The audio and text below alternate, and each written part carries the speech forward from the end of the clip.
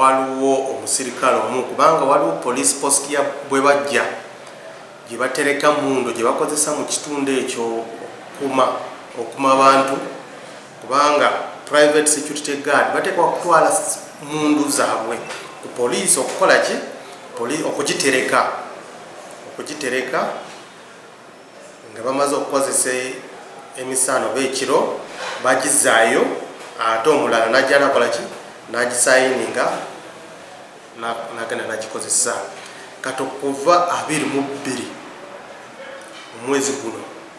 paka jjo nga 25 bale tebazangayo ki munda eyo okuva gye basayininze nga 22 kati ngeri gye batuteyo police post omusirikale nagamba nti naku zino tuwulira nti kiki waliwo obubbi bubadde mu kitundu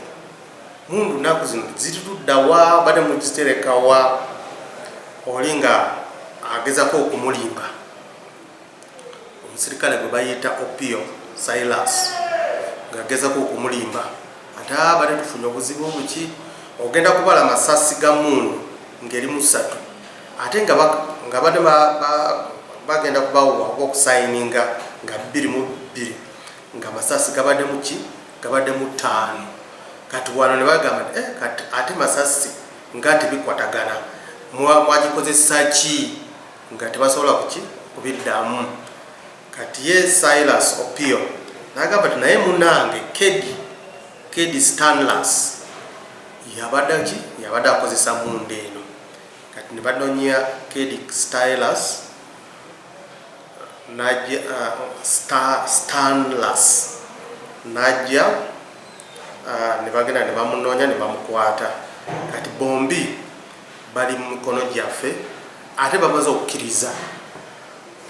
kituufu omundu twagikoza mu ngeri nkyamu twagezako oba twabba abantu kubanga enjala bali tuluma kati twabaguddeko omusango gwa aggravated robbery statement tumaze okugiwandika tusuubira nti wiiki ejja tujja batwala mu mbuga z'amateeka ku musango gwa aggravated robbery.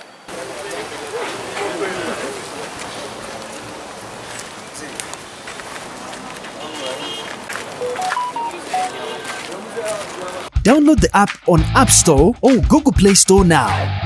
Vision Digital Experience, the future of media.